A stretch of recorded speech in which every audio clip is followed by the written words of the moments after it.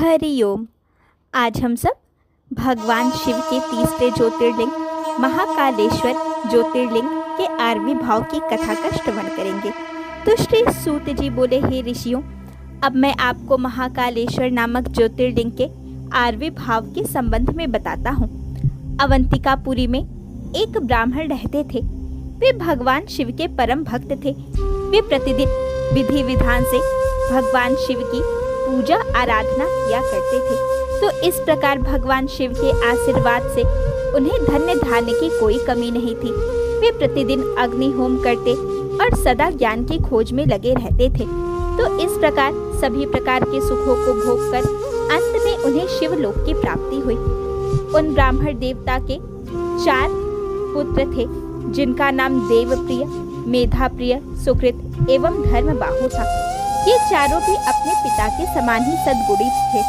उनके कारण अवंतिका नगरी ब्रह्म तेज से परिपूर्ण थी। वहीं पास ही में रत्नमाला नामक एक पर्वत था। उसी पर्वत पर दूषण नाम का एक राक्षस रहता था। उसने घोर तप करके ब्रह्मा जी को प्रसन्न कर दिया। ब्रह्मा जी से इच्छित वर पाकर वह दुष्ट धर्म का शत्रु बन गया। वह धर्म का नाश कर देना चाहता था।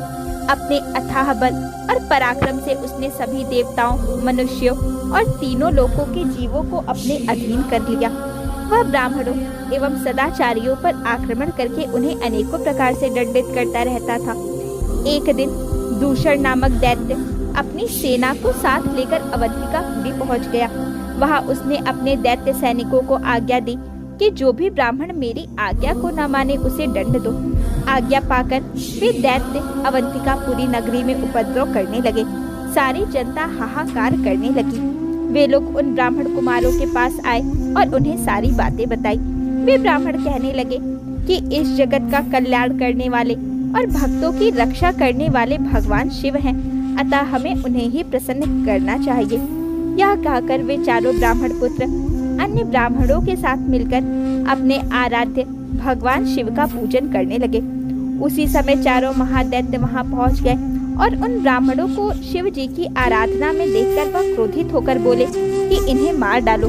परंतु जैसे ही वे दैत्य ब्राह्मणों को मारने के लिए आगे बढ़े, उसी समय भगवान शिव उस लिंग में से प्रकट हो गए और उन्होंने पल भर में ही सभी दैत्यों को मार डाला और दूषण नामक महादैत्य को भी मौत के घाट उतार दिया।